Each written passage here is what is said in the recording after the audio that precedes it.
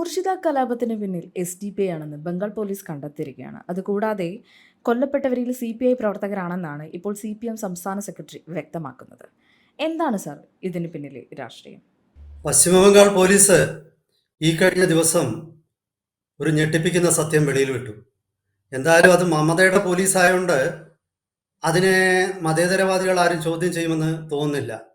മമതയുടെ police പറയുന്നത് മുർഷിദാബാദ് ജില്ലയിൽ 3 പേരുടെ മരണവും 100 കണക്കിന് പേർക്ക് പരിക്കേൽക്കുകയും അവർക്ക് വീടും അതുപോലെ വസ്തുവകകളും നഷ്ടപ്പെടുകയും ചെയ്ത കലാപത്തിന്റെ പിന്നിൽ social democratic party of India SDPI, അതായത് നിരോധിത സംഘടനയായ പോപ്പുലർ ഫ്രണ്ടിന്റെ രാഷ്ട്രീയ വിങ്ങായിട്ടുള്ള SDPI ആണ് അവിടെ കലാപം സംഘടിപ്പിച്ചതെന്നാണ്. അതുപോലെ മറ്റൊരു ഞെട്ടിപ്പിക്കുന്ന സംഭവമാണ്, ഈ കലാപത്തിൽ കൊല്ലപ്പെട്ടത് മതേതരരും അതുപോലെ CPIM പ്രവർത്തകരും ഹർഗോവിന്ദ് ദാസ്, അതുപോലെ അദ്ദേഹത്തിന്റെ മകനായ ചന്ദൻ ദാസ് എന്നിവരാണ്. ഇത് CPIM പശ്ചിമ ബംഗാൾ ഘടകത്തിന്റെ സെക്രട്ടറിയായ മുഹമ്മദ് സലീം തന്നെ പറഞ്ഞതാണ്. ശരിക്കു പറഞ്ഞാൽ മുർഷിദാബാദ് പശ്ചിമ ബംഗാളിൽ CPIMന് അവശേഷിക്കുന്ന ഏക സ്വാധീന മേഖലയാണ്. പാർട്ടിക്ക് അവിടെ ജയിക്കാൻ കഴിഞ്ഞില്ല. ഈ കഴിഞ്ഞ ലോക്സഭാ തെരഞ്ഞെടുപ്പിൽ, അതായത് 2024 ലോക്സഭാ തെരഞ്ഞെടുപ്പിൽ 2ാം സ്ഥാനത്ത് CPIM സംസ്ഥാന സെക്രട്ടറിയായ മുഹമ്മദ് സലീമാണ് എത്തിയത്. 5 ലക്ഷത്തോളം വോട്ടുകൾ 5 ലക്ഷത്തിലധികം വോട്ടുകൾ അദ്ദേഹത്തിന് കിട്ടിയിരുന്നു. എന്നിട്ടും അദ്ദേഹം ഏതാണ്ട് 1.5 ലക്ഷത്തിലധികം വോട്ടിന് തൃണമൂൽ സ്ഥാനാർത്ഥിയായ അബു താഹിറിനോട് പരാജയപ്പെട്ടു. അബു താഹിർ ആണ് ഇപ്പോൾ അവിടുത്തെ MP. അപ്പൊ നമുക്കിനി ഞാൻ ആദ്യം അവിടുത്തെ ഒരു രാഷ്ട്രീയ സാമൂഹ്യ പശ്ചാത്തലം പറഞ്ഞു എന്നുള്ളതേ ഉള്ളൂ. എന്താണ് ഈ പോപ്പുലർ ഫ്രണ്ടിനെ പശ്ചിമബംഗാൾ പോലീസ് ഈ വിഷയത്തിൽ പ്രതിക്കൂട്ടിലാക്കിയതിന്റെ തെളിവ്? പശ്ചിമബംഗാൾ പോലീസ് പറയുന്നത്, ഈ ആദ്യം തന്നെ SDPI ഈ പ്രദേശത്താകെ ഒരു കള്ളപ്രചരണം അഴിച്ചുവിട്ടു. അതായത് അവിടെ പള്ളിയിലെങ്ങും നിങ്ങൾക്ക് ഈ വഖഫ് നിയമ ഭേദഗതി വന്നു കഴിഞ്ഞാൽ നിങ്ങൾക്ക് പ്രാർത്ഥിക്കാൻ പള്ളികളിൽ പോകാൻ പറ്റില്ല, അങ്ങനെയൊക്കെ ഒരുപാട് ഊതി വീർപ്പിച്ച നുണക്കഥകൾ സമൂഹത്തിലാകെ പ്രചരിപ്പിച്ചു. 2ാമത്തെ ഘട്ടമായിട്ട് അത് സോഷ്യൽ മീഡിയയും ഉപയോഗിച്ചു. 2ാമത്തെ ഘട്ടമായിട്ട് SDPI ചെയ്തത്, അവർ വീടാന്തരം കയറിയിറങ്ങി. 10 വയസ്സ് മുതൽ ഉള്ള ആൺകുട്ടികളെ സൂത്രത്തിൽ അവരോടൊപ്പം കൊണ്ടുപോയി തെരുവിലിറങ്ങി നിങ്ങൾ പോരാടിയെങ്കിൽ മാത്രമേ നിങ്ങളുടെ അവകാശം സംരക്ഷിക്കാൻ പറ്റുകയുള്ളൂ എന്ന രീതിയിൽ അവരെ മസ്തിഷ്ക പ്രക്ഷാളനം ചെയ്തു, അതായത് ബ്രെയിൻ വാഷ് ചെയ്തു. അപ്പം ആദ്യത്തേത് അവർക്കിടയിൽ കള്ളപ്രചരണം അഴിച്ചുവിട്ടു. 2ാമത്തേത് അവരെ സംഘടിപ്പിച്ചു, അവരെ തെരുവിലിറക്കാനുള്ള ശ്രമങ്ങൾ നടത്തി. 3ാമത് ഈ കലാപത്തിന് വേണ്ട ആയുധങ്ങളും അതുപോലെ മറ്റ് സാമഗ്രികളും ധനം ഉൾപ്പെടെ സംഘടിപ്പിക്കുകയും കലാപത്തിന് നേതൃത്വം കൊടുക്കുകയും ചെയ്തു എന്നാണ് പശ്ചിമ ബംഗാൾ പോലീസ് അഭിപ്രായപ്പെടുന്നത്. ഇത് ദേശീയ മാധ്യമങ്ങളിലൊക്കെ ഇന്നലെ ചർച്ചയിൽ വന്നിരുന്നു. ഇന്ത്യ ടുഡേയിലൊക്കെ ഇത് റിപ്പോർട്ട് ചെയ്യപ്പെട്ടിട്ടുണ്ട്. ചുരുക്കി പറഞ്ഞാൽ, നിരോധിത സംഘടനയായ പോപ്പുലർ ഫ്രണ്ടിന്റെ രാഷ്ട്രീയ വിഭാഗമായിട്ടുള്ള SDPI എന്താണ് പോപ്പുലർ ഫ്രണ്ട് പണ്ട് ചെയ്തുകൊണ്ടിരുന്നത്, അതിലും കാര്യക്ഷമവും ശക്തവുമായിട്ട് രാജ്യത്തിന്റെ വിവിധ ഭാഗങ്ങളിൽ നടത്തുന്നു.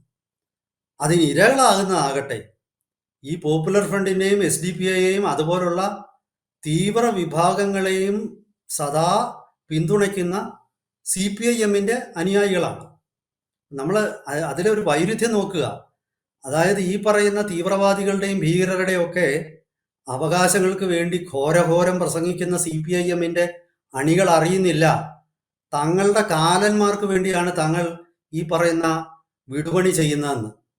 തങ്ങൾ ആരുടെ അവകാശം സംരക്ഷിക്കാനാണോ ഇറങ്ങുന്നത് അവരുടെ കൈകൊണ്ട് തന്നെ മരിക്കാനാണ് തങ്ങളുടെ വിധി എന്ന് ഈ പാവം കമ്മ്യൂണിസ്റ്റ് പ്രവർത്തകർ അവരെന്ന് പറയുന്നത് അവിടെയും ജാതിയും മതവും ഒക്കെ ഉണ്ട്. നിങ്ങൾ നോക്കി, ഇവിടെ ഈ കലാപം നടന്നപ്പോൾ SDPIക്കാർ കൊന്നത് ഏതെങ്കിലും അഹമ്മദിനെയോ അല്ലെങ്കിൽ ഇർഫാനെയോ അല്ലെങ്കിൽ മുഹമ്മദ് ആലത്തിനെയോ ഒന്നും അല്ല. കൊന്നത് വളരെ കൃത്യമായിട്ട് ചന്ദൻ ദാസിനെയും ഹരിഗോവിന്ദ് ദാസിനെയും ഒക്കെയാണ്.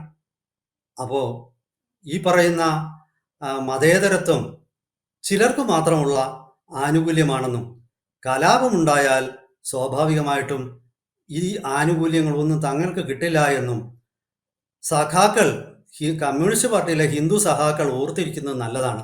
അതാണ് മുർഷിദാബാദ് സഖാക്കൾക്ക് നൽകുന്ന ഒരു പാഠം. കാരണം തങ്ങൾ ആരുടെ അവകാശത്തിനാണ് വേണ്ടിയാണോ തങ്ങൾ പുറത്തിറങ്ങുന്നത്, ആരുടെ അവകാശങ്ങൾക്ക് വേണ്ടിയാണോ തങ്ങൾ തെരുവിൽ മുദ്രാവാക്യങ്ങൾ മുഴക്കുകയും മുഷ്ടി ചുരുട്ടി പൊരിവെയിലത്ത് എറിഞ്ഞുകൊണ്ട് പിന്നെ റോഡിലൂടെ നടക്കുന്നത്, അവർ തന്നെ നിങ്ങളുടെ അന്തകന്മാരാണ്. അപ്പോ നിങ്ങളുടെ ഓരോ പ്രവൃത്തിക്ക് മുമ്പ് ഒന്ന് ആലോചിക്കുന്നത് നന്നായിരിക്കും. മുർഷിദാബാദ് മുർഷിദാബാദ് എന്ന് മനസ്സിൽ 10 വട്ടം എല്ലാ ദിവസവും രാവിലെ എഴുന്നേൽക്കുമ്പോൾ ഒരു മന്ത്രം പോലെ ജപിച്ചു കഴിഞ്ഞാൽ നമുക്ക് പ്രലോഭനങ്ങളിൽ നിന്നും മതേതരത്തെ പ്രലോഭനങ്ങളിൽ നിന്നും ഒക്കെ നമുക്കൊന്ന് ഒഴിഞ്ഞു നിൽക്കാൻ പറ്റും. ഇവിടെ സംഭവിച്ചിരിക്കുന്ന അതാണ് മുർഷിദാബാദില്. അത് നമ്മളെ ആരെയും ഞെട്ടിപ്പിക്കുന്നതാണ്. കാരണം അവര് പിന്നെ RSSകാരെയൊന്നും അല്ലല്ലോ തെരഞ്ഞുപിടിച്ച് കൊന്നത്. RSS കേന്ദ്രങ്ങളിലല്ലല്ലോ അവർ ആക്രമണം നടത്തിയത്. അവരാക്രമണം നടത്തിയത് സഹാക്കളുടെ കേന്ദ്രങ്ങളിലാണ്. പാവപ്പെട്ട ഹിന്ദു സഹാക്കളുടെ ജീവനും സ്വത്തുമാണ് കലാപത്തിൽ നഷ്ടപ്പെട്ടത്. ഇത് പിന്നെ മുർഷിദാബാദ് നൽകുന്ന വലിയൊരു പാഠമാണ്. പിന്നെ രണ്ടാമത് നമ്മൾ ആലോചിക്കേണ്ടത്, പോപ്പുലർ ഫണ്ട് നിരോധിക്കപ്പെട്ടു കഴിഞ്ഞു. പോപ്പുലർ ഫണ്ട് നേതാക്കന്മാരോ അല്ലെങ്കിൽ അതിൻ്റെ ഓഫീസുകളോ ഒന്നും ഇന്ന് രാജ്യത്തെങ്ങും പ്രവർത്തിക്കുന്നില്ല, അല്ലെങ്കിൽ പ്രവർത്തിക്കാൻ അനുവാദമില്ല. അങ്ങനെ പ്രവർത്തിച്ചാൽ പോലീസ് അവരെ അറസ്റ്റ് ചെയ്യുകയും അവരുടെ ഓഫീസും വസ്തുവകളും ഒക്കെ കണ്ടുകെട്ടുകയും ചെയ്യും. പക്ഷെ അപ്പോൾ അവർ വേറൊരു മാർഗം കണ്ടെത്തിയിരിക്കുന്നു. തങ്ങളുടെ രാഷ്ട്രീയ വിഭാഗമായ SDPIയിലൂടെ പോപ്പുലർ ഫണ്ടിൽ വെച്ച് താങ്കൾ എന്താണ് ചെയ്തുകൊണ്ടിരുന്നത് അതെല്ലാം തന്നെ കൃത്യമായിട്ട് ഈ സംഘടനയെ ഉപയോഗിച്ച് അവർ ചെയ്യുകയാണ്.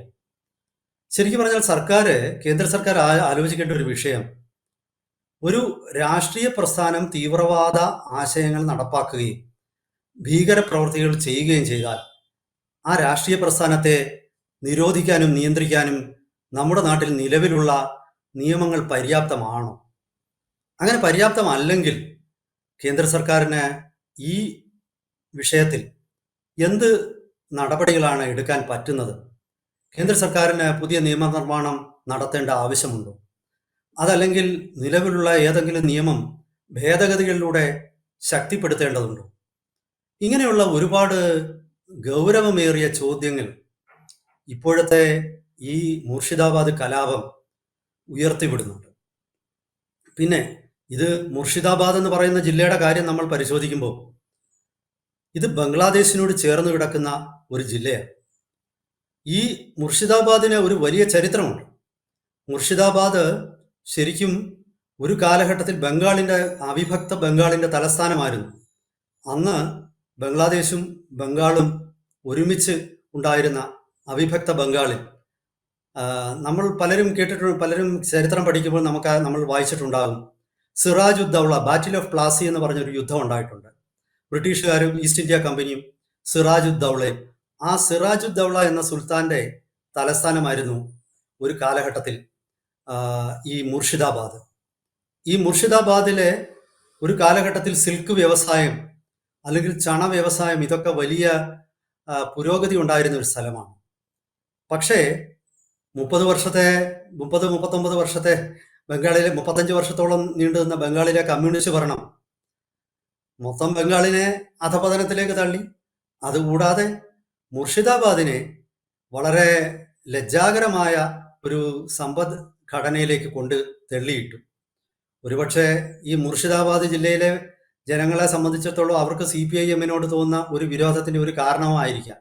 ഇപ്പോഴും കേഡർ സ്ട്രെങ്തിന്റെ ബലത്തിലായിരിക്കാം CPIM ഇപ്പോഴും മുർഷിദാബാദിൽ, മറ്റ് ബംഗാളിൽ നിന്ന് എല്ലായിടത്തുനിന്നും അപ്രത്യക്ഷമായെങ്കിലും മുർഷിദാബാദിൽ ഇപ്പോഴും ന്യൂനപക്ഷങ്ങളുടെ ഇടയിൽ, പ്രത്യേകിച്ച് മുസ്ലിം സമുദായത്തിന്റെ ഇടയിൽ CPIMന് ഈ നിലനിൽക്കുന്ന സ്വാധീനം അത് ഭീഷണിയുടെ സ്വാധീനമായിരിക്കാം. അതുകൊണ്ടായിരിക്കാം മുസ്ലിങ്ങളെ കൊല്ലാൻ പറ്റില്ലല്ലോ, അതുകൊണ്ടായിരിക്കാം ഹിന്ദു സഹാക്കന്മാരുടെ നേരെ അവിടുത്തെ സമൂഹത്തിലെ ചിലരുടെ രോഷം തിരിഞ്ഞു പോയത്. എന്തായാലും ശരി, മുർഷിദാബാദിൽ മാത്രമല്ല ഈ 24 സൗത്ത് പർഗാനാസിലുമൊക്കെ ഇപ്പോൾ കലാപങ്ങൾ നടക്കുന്നുണ്ട്. ചുരുക്കി പറഞ്ഞാൽ SDPI കേരളത്തിലുണ്ടായ ഏതാണ്ട് കോഴിക്കോട് പിന്നെ നാദാപുരം NDF എന്ന് പറയുന്നത് നാദാപുരത്തുണ്ടായെന്ന് പറയുന്നു. ആ നാദാപുരത്തുണ്ടായ NDF ഇന്ത്യ മുഴുവൻ പടർന്ന് പന്തലിച്ച് അതിൻ്റെ വേരുകൾ പിന്നെ അങ്ങ് ബംഗ്ലാദേശിൻ്റെ അതിർത്തിയായിട്ടുള്ള മുർഷിദാബാദിൽ വരെ എത്തുകയും അവിടുത്തെ കലാപം അവരാണ് നടത്തിയതെന്ന് പറയുമ്പോൾ കേരളം നമ്പർ വൺ എന്ന് പറയുന്ന കമ്മ്യൂണിസ്റ്റ് പാർട്ടി ഓർക്കണം, തങ്ങൾ വളർത്തിവിട്ട ഒരു തങ്ങളുടെ പിന്നെ എന്താണ് ഒരു പിന്തുണയോടുകൂടി രഹസ്യമാവാം പരസ്യമാവാം വളർന്നു വന്ന ഒരു പ്രസ്ഥാനം ഇന്ന് ബംഗാളിലെത്തി തങ്ങളുടെ പ്രവർത്തകരെ തന്നെ ഇല്ലാതാക്കുന്നു. കേരളത്തിൽ മാത്രമല്ല, ഡൽഹി കലാപത്തിൽ, അതുപോലെ ഹത്രാസിലെ പിന്നെ സംഘർഷങ്ങളിൽ ഇവിടെ എല്ലാം തന്നെ SDPIയുടെയും പോപ്പുലർ ഫ്രണ്ടിന്റെയും പങ്ക് കേന്ദ്ര ഏജൻസികളും അന്വേഷണ ഏജൻസികളൊക്കെ പിന്നെ FIRകളിലും അതുപോലെ കോടതിയിൽ കൊടുത്ത അന്വേഷണ റിപ്പോർട്ടുകളിലും ഒക്കെ പരാമർശിക്കുന്നുണ്ട്. എന്തായാലും ശരി, പശ്ചിമ ബംഗാളിൽ മമതയുടെ സർക്കാർ, മമതയുടെ പോലീസ് ഈ വിഷയം പുറത്തു പറഞ്ഞിരിക്കുന്നു. അവർക്ക് വേറെ നിവൃത്തിയില്ലാത്തത് കൊണ്ടാവാം.